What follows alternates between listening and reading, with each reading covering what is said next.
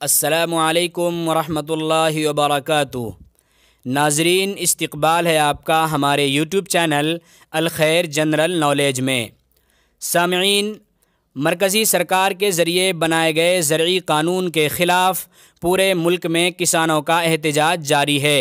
5वें मरहले में भी सरकार और किसानों की बातचीत हुई थी और किसानों को मनाने की कोशिश भी की गई थी, लेकिन 5वें मरहले में भी किसानों और सरकार की बातचीत बिल्कुल बेनतीजा साबित हुई।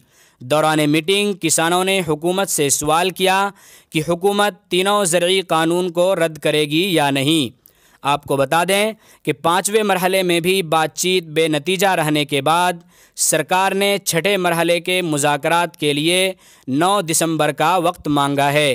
कहा यह जा रहा है कि किसानों के लिए हुकूमत इस 6ठे मरहले में कोई पुख्ता तजवीज़ पेश कर सकती है।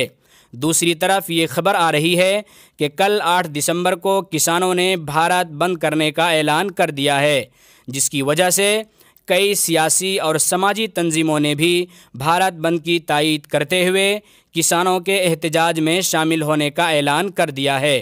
नाज़रीन, आपको मालूम है कि इस किसान आंदोलन को तकरीबन तमाम लोगों की हिमायत हासिल हो रही है। चुनांचे एक बड़ी खबर यह आ रही है कि ओलंपिक में मेडल याफ्ता विजेंद्र सिंह ने भी अपना अवार्ड वापस करने का फ़ैसला कर लिया है। उन्होंने कहा है कि अगर हुकूमत किसानों के मुतालबात को तस्लीम नहीं करती है तो मैं किसानों के साथ यकजहती का इजहार करते हुए अपना अवार्ड लौटा दूँगा।